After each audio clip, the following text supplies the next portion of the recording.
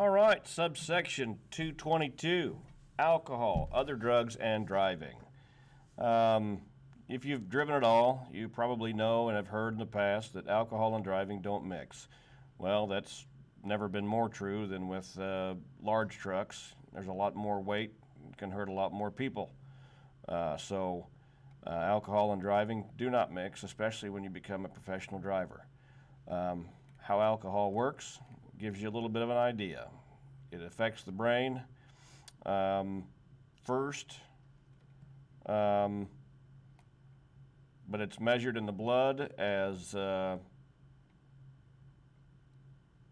your blood alcohol concentration commonly measures the amount of alcohol in your body.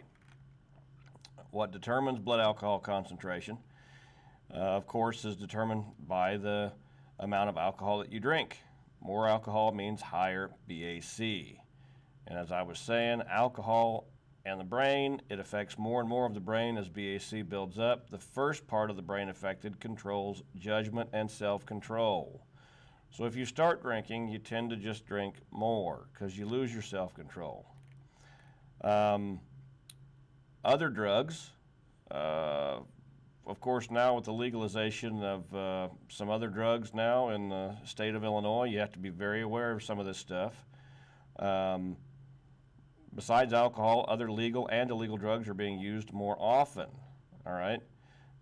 Some of this stuff is legal, like cold medicines, over-the-counter stuff, or even prescription stuff. But you have to know that possession and use of a drug given to a driver by a doctor is permitted if the doctor informs the driver that it will not affect safe driving ability. I've had many times where I have felt very, very bad and had to go out on the road, but I didn't take cold medicine because I knew it would make me sleepy. So, and along with that, talking about being sleepy, we'll move into being ready to drive in 223. First, you want to stay alert and be fit to drive the vehicle, and that means getting enough sleep. You want to schedule trips safely. Try to arrange your schedule so you're not in sleep debt before a long trip. Your body gets used to sleeping during certain hours, and if you're driving during those hours, you will be less alert. If possible, try to schedule trips for the hours you're normally awake. That's one of the very most important things. You can move in as you drive longer. You can move in and kind of get yourself used to driving different times of the day. But when you're first starting out, this is a very, very important thing to follow. If you're not an exerciser, it's probably a good idea to start. And the reason for that is because it is very hard to eat healthy when you are out on the road. It costs a little bit extra. So exercising is a very important part to keep yourself in shape and in health so you don't get too sluggish when you're driving down the road. Again, as we talked about, avoid medication. The most common medicine of this type is an ordinary cold pill. That can make you sleepy. Even if it normally doesn't, because you take it during the day, you have to remember that driving can also have a hypnotic effect, and the ordinary cold pill can add to that hypnotic effect and make you lose consciousness or just fall asleep behind the wheel.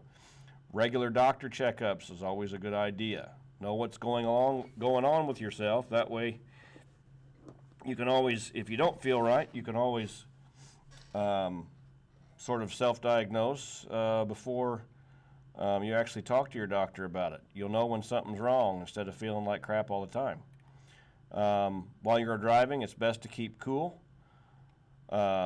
Take breaks when you can. And always, this is very important, recognize the danger signals of drowsy driving. Sleep is not voluntary. You have to sleep as a human. And anything that you take to keep yourself up is just going to be worse on you. So be very careful about that.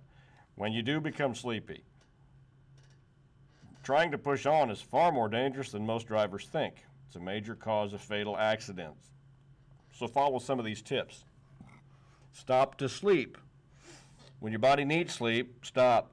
It's the only thing that's going to work. take a nap. Doesn't have to be a long one, but at least take a nap. Avoid drugs at all costs whenever you can. And do not rely on coffee or other source of caffeine to keep you awake. Radio probably isn't going to do it either.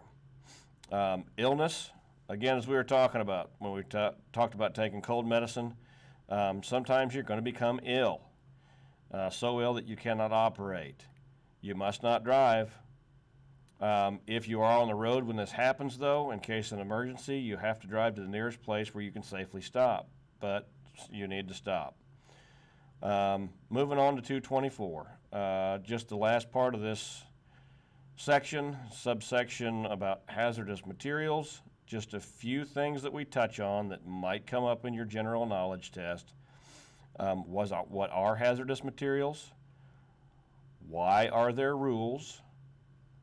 And then it expounds a little bit more on what the rules, why are there rules, and a little bit more about what each one of these bullet points means.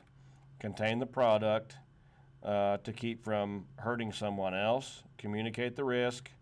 That way, if you're injured or something like that in an accident, you're able to communicate and other people know what's on your truck so they don't get hurt trying to clean everything up. And that goes a little bit more into that right here. After an accident or hazardous material spill or leak, you may be injured and unable to communicate the hazards of the materials you are transporting. So that's what communicate the risk means. A common question on the general knowledge test may be where you might keep shipping papers while you're driving a vehicle and when you get out of a vehicle. So this is a very important statement right here. You keep papers in a pouch on the driver's door, in clear view within reach while driving, or on the driver's seat when out of the vehicle. List of regulated products. That comes in the form of a placard. That's how people know that there's what's on the outside of your truck. That way before emergency personnel approach it, they can know what they're dealing with.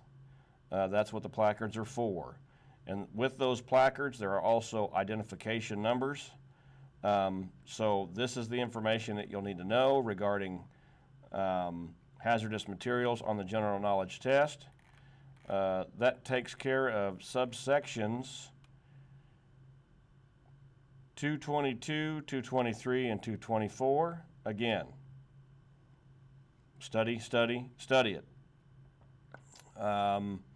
There's one more section that we'll do to get you ready for your general knowledge test. And of course, that'll be section 3, how to handle your cargo safely. And we'll get into that again in more videos. But again, go back through these, watch them as many times as you need to, along with reading the material. That will do the best in getting you prepared for taking your general knowledge test. Good luck, and we'll see you in the next video.